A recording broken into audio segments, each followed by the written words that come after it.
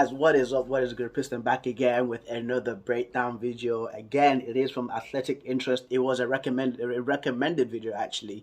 Somehow I skipped this one, but it's called The Toxic Cycle of Football Transfers, and what it's a perfect time, right, to do the football transfers now, because when you look at the whole thing with the Frankie de Jong, the situation going on with him, how toxic it is with Barcelona, Barcelona being his dream club, but he's getting treated like this, him being owed money, and then them signing other new players as well, So yeah, I don't want to keep you guys waiting for too long. I'm just gonna go right into it. I'm very interested, and as I say all the time, shout out to Athletic Interest. I love all their videos. Like, again, they go deep, fam. They dive, they go into minute details, bro, about everything. So let's go.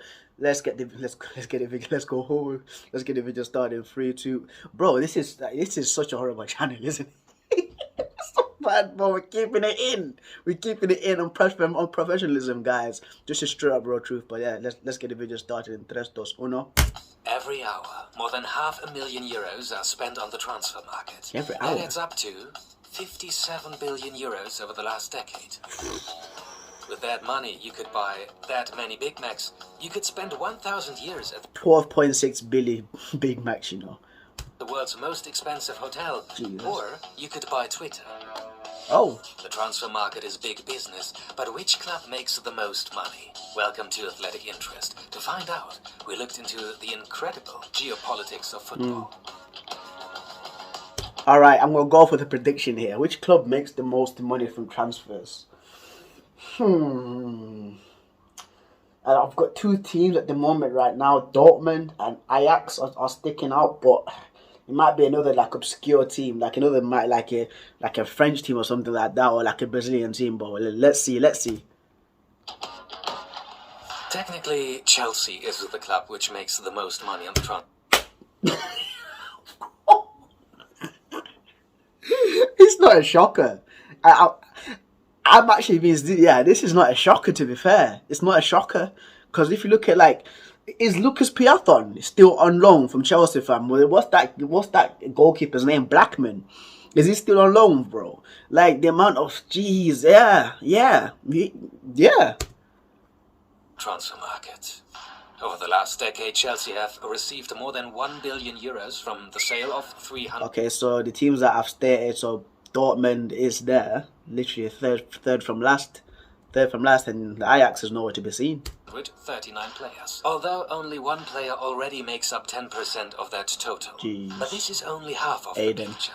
Chelsea also spent over 1.5 billion euros on players. This brings the net transfer spend to minus 500 million. When you consider the amount of profit made, it is Benfica that tops the table. Despite spending 500 million euros on players in the last decade, Benfica have walked away with 600 million euros in profit. Benfica didn't just get lucky by selling a few superstar players at insane prices. They were involved in more international transfers than any other club in world football. Selling players abroad has become such a lucrative business that Benfica have doubled their money over the last decade. This is a pretty unique strategy, because making money with transfers is not an easy task. Let's look at some examples throughout Europe. These are the clubs that have made the most money on the transfer market. Okay. Notice anything? No Real Madrid. Yeah, because they are selling teams, like not selling, like they sell players, like not selling teams, just their Ajax being sold every single song. No, they're selling teams, i.e. selling players, like Ajax, as I said, that's why when I was predicting which team is going to make the most money between Dortmund and Ajax, is why I picked them. Because when you look at Dortmund, the guys that they've sold throughout the past years, Mario Götze, even Lewandowski, Hummels, Mkhitaryan, Christian Pulisic, Aubameyang, so many guys have left Dortmund. Same thing with Ajax too. Like, even when you look at the 2019 team with Hakim Ziyech, Matthias de Ligt, Frankie de Jong, even Donny right now. now, Christian Eriksen back in the day, like even when you go back like to the 90s with the guys that they've had too. I'm pretty sure that Patrick Kluivert came from Ajax. Even Marco van Basten too, if I'm correct about that. So Ajax has always been a selling team. They've always produced so many great players like throughout the years. Like that's why I've got such respect for Ajax, because they actually like produce so many world class players. It's actually unbelievable. Porto as well. Like with Porto, the thing was with Porto, like they've always had that key staple guy. They've always had that one main player, right, who always goes off and becomes like a world class player. If you look at Radamel Falcao when he was at Porto, they've always had like such a great striker. Luis Diaz at the moment that left like Porto a few months back, and then now he's joined Liverpool.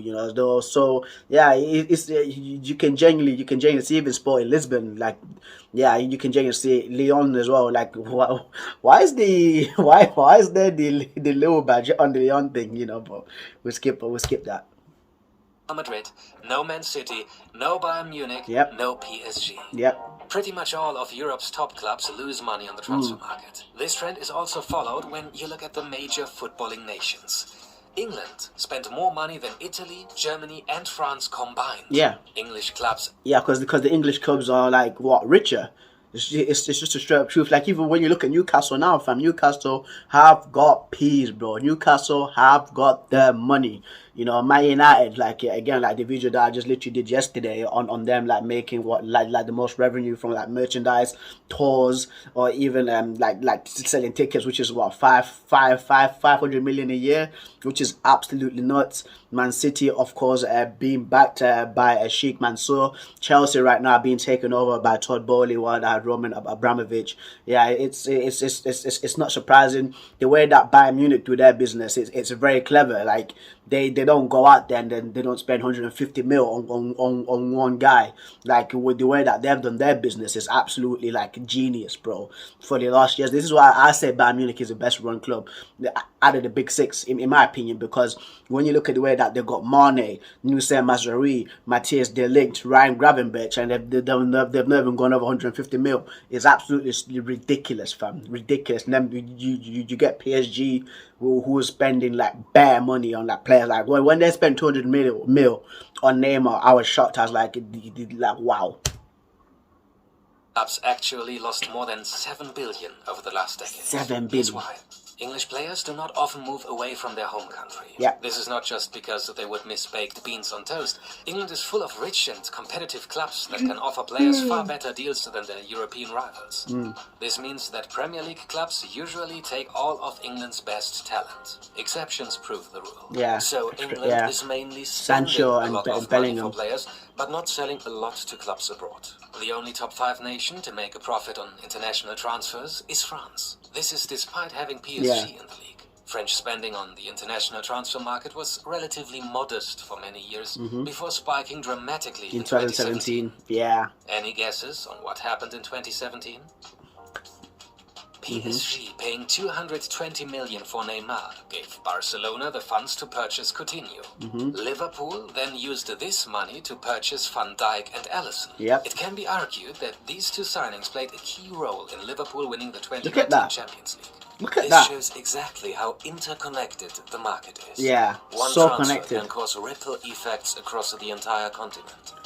This just starts with like PSG, bro. This is why athletic interest is so sick, bro. Guys, if you've not subbed to this channel, like I know I'm such a small channel, go and sub to athletic interest. Like there's only like a few people watching this, but if you're not subbed to them and you love like attention to detail in football, go into this, bro. Like go sub to them, because yeah, it's such a big ripple effect. Because when you look at it, like the way that, because I was when back then as well, when I was making the videos, and I remember the whole like Neymar thing, him going to PSG from Barcelona, and then Barcelona using that money to buy Coutinho, because I was wanting Coutinho to leave Liverpool then, because he was absolutely like a sick player.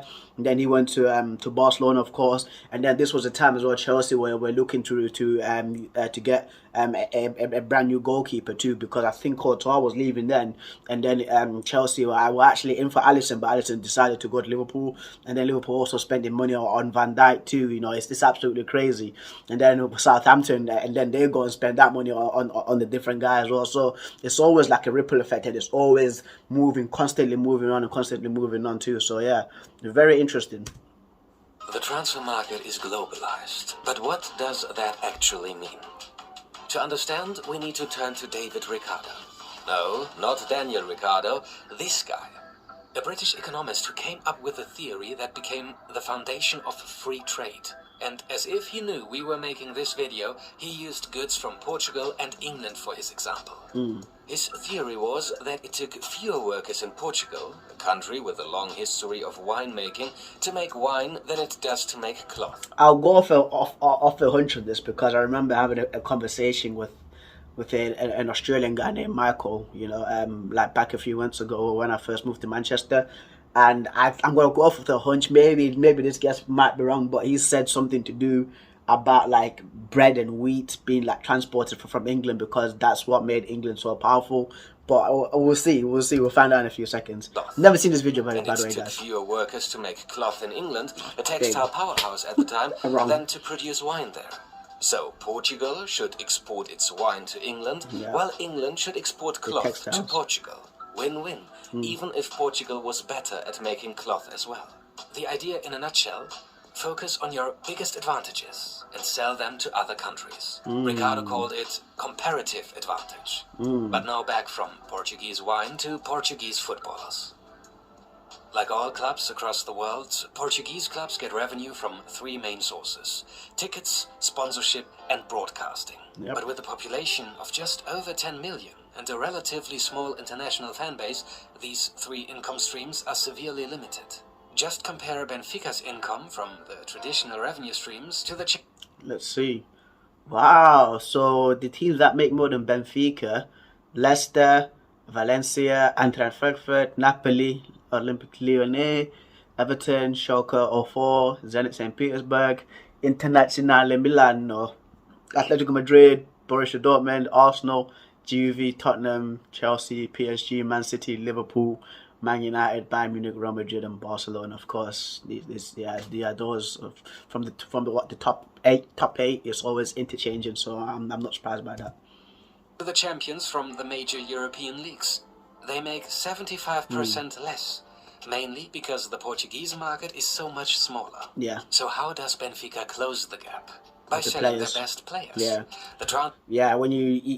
True, actually, because there's so many players that have came from Benfica. When you look at Benfica, like throughout the years, they had Di Maria, they had David Luiz, Ramirez, the goalkeeper for Man City, Ederson, Bernardo Silva, João Felix. You know, they've had so many great players back then, even like Porto, like selling their players, Sporting too, sometimes Braga. You know, so yeah, makes sense. Transfer of João Felix to Atletico Madrid lifted Benfica's income to almost 250 million and saw the club generate 100 million euros in profit.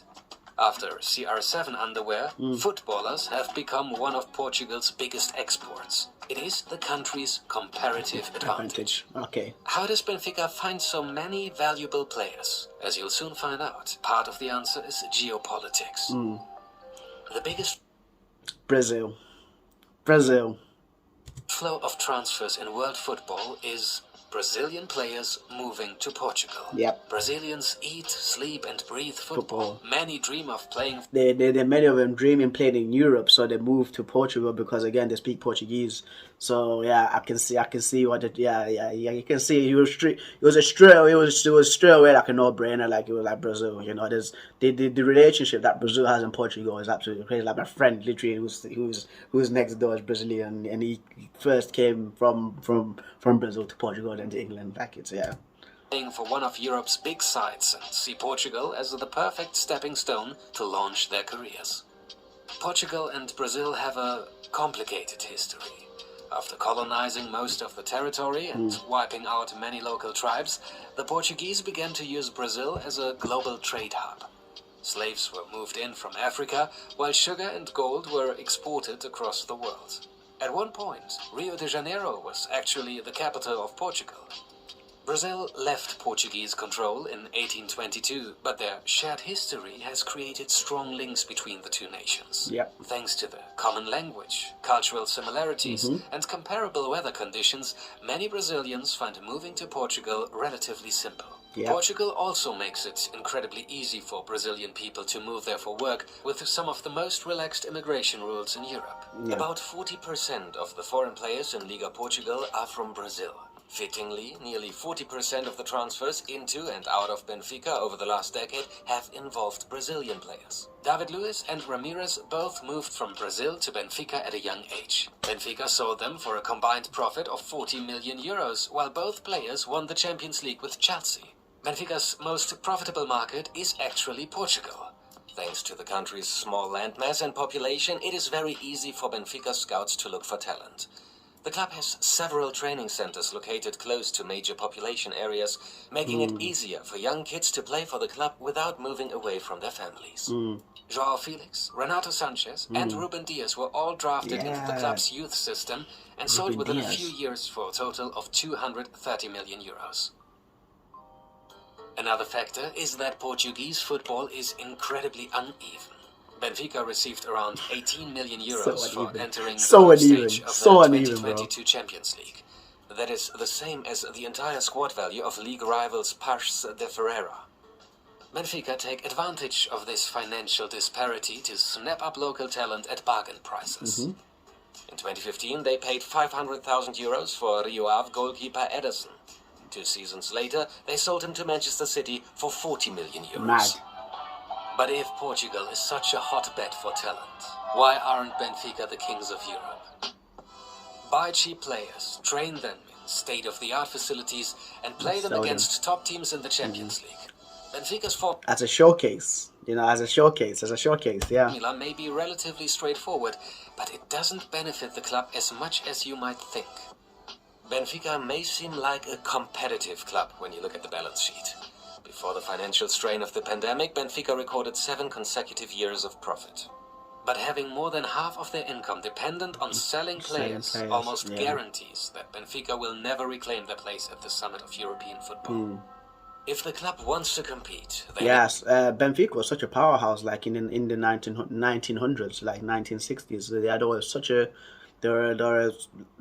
was such a an accomplished team, like such a big team, to the likes of Real Madrid, in this day and age, like they were up there with Real Madrid, like that's how good they were back in the day. Of course, a lot of people know him, but yeah. They need to keep their top talent. Doing that would require them to pay more in wages. How does the club afford those extra wages? They sell players. It's a vicious cycle. If Benfica try to retain players, their income stream is instantly cut in half, making it impossible to pay the wages. If they sell the player, they have no one to give the extra money to. The question is, will Benfica ever be able to break that vicious cycle? If you enjoy wrapping your head around it.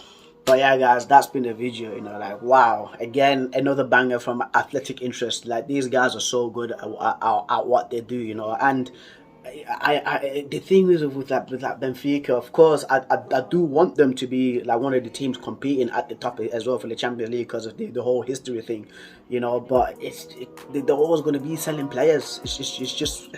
It's just what it is, man. It's literally just what it is. And the thing is too, like, what shocked me is like Chelsea like making the most money, because it's so true. My friend gets so mad at Chelsea of the great young players that they have from the academy team is absolutely nuts. Like, they've won the Youth Cup so many times that like he was going on about Dominic Solanke being like a great striker for Chelsea, and then Chelsea not using him. They're still loaning out players. Like he calls the Vitesse team, I think it's Arnhem. Is it Arnhem Vitesse?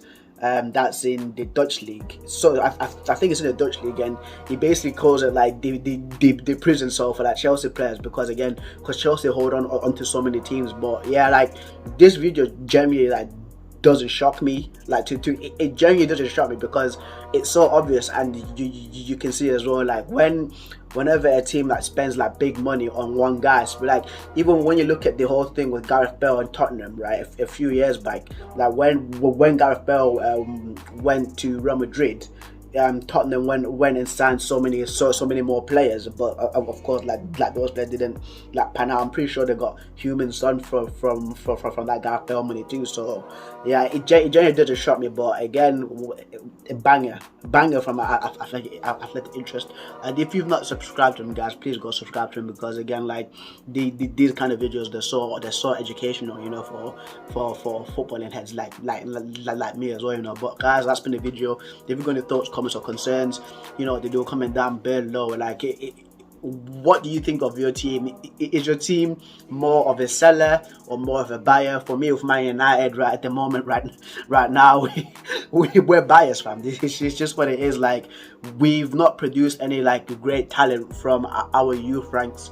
We had one guy, number 11, but hey, we don't talk about number 11 now, don't we? But you know, like the last time we've actually produced somebody like of quality, people say Rashford, you know. So for us, we're actually buyers as well, you know. But yeah, if you like keep supporting your boy, don't forget to like the video, please, guys. Get me through the algorithm as well. And if you stayed so far, thank you so much for staying so long. Subscribe as well, and of course support your boy. But I've been Preston, reacting to the toxic cycle of football transfers from athletic interest. What a channel this is, guys. And I'm signing out. Keep it real. Peace.